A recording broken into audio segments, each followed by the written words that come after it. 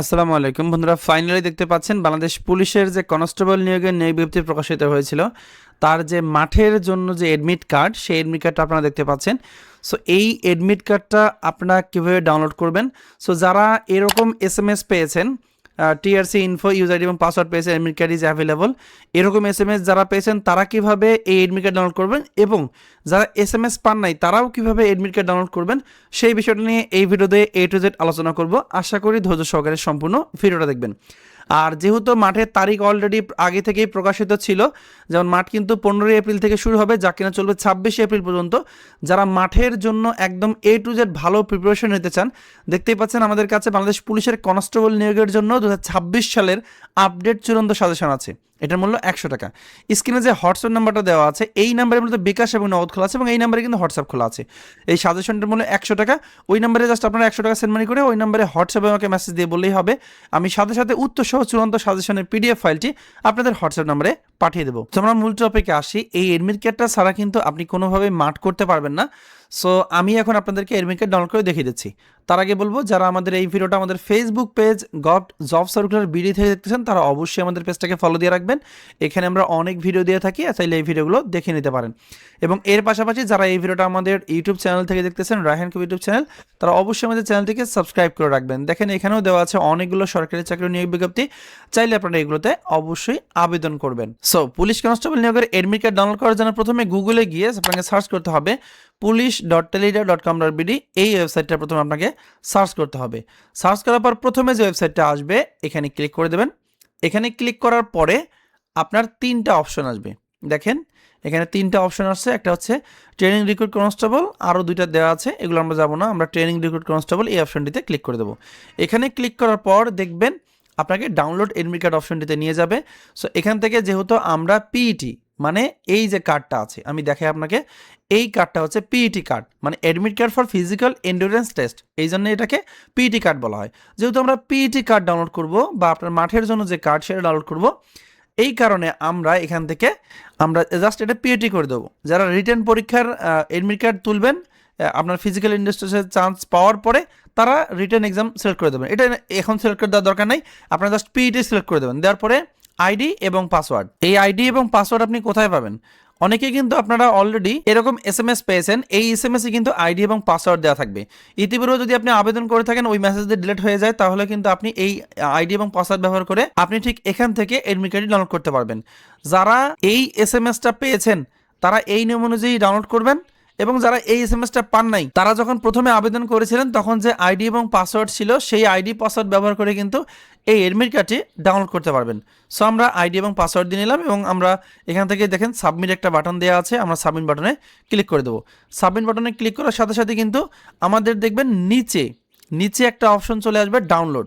এখানে দেখেন MD Abdus Salam PET card is ready, download PET card. তো এখান থেকে আমরা ডাউনলোড পিইটি কার্ড এই বাটনটিতে ক্লিক করে দেবো।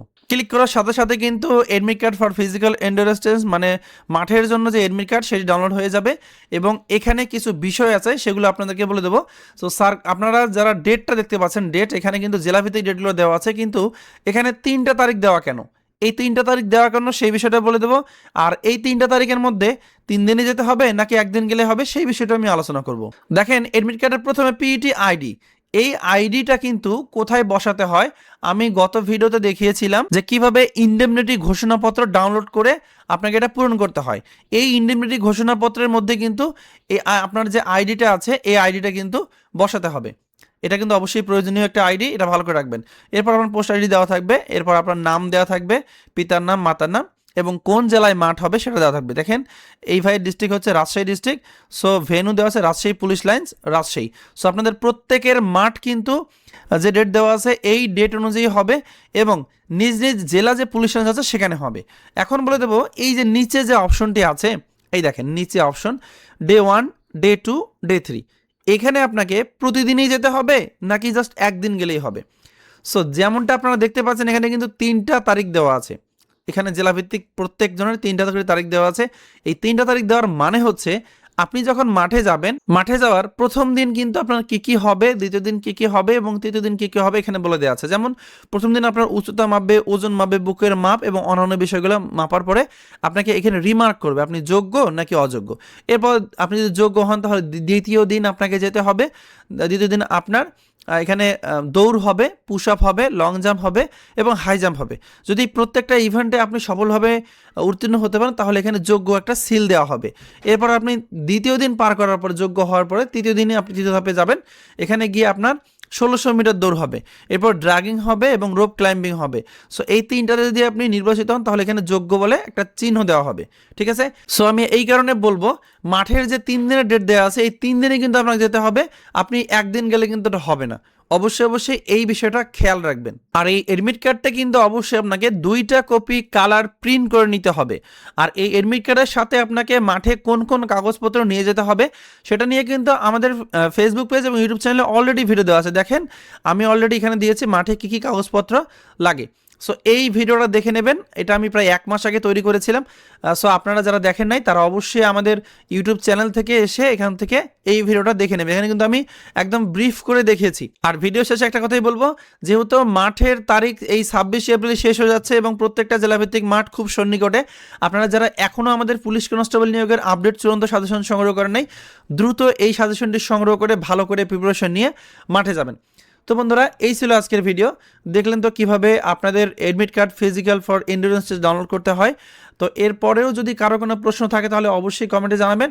আর ভিডিও শেষে একটা কথা না বললেই নয়, যে আপনি যেহেতু আবেদন করেছেন ভালো প্রিপারেশনের জন্য, অবশ্যই আপনাকে ভালো প্রস্তুতি নিতে হবে মাঠের জন্য। দেখা হবে পরবর্তী ভিডিওতে। আজকে ভিডিও পর্যন্ত, ভালো থাকবেন সবাই। আসসালামু আলাইকুম।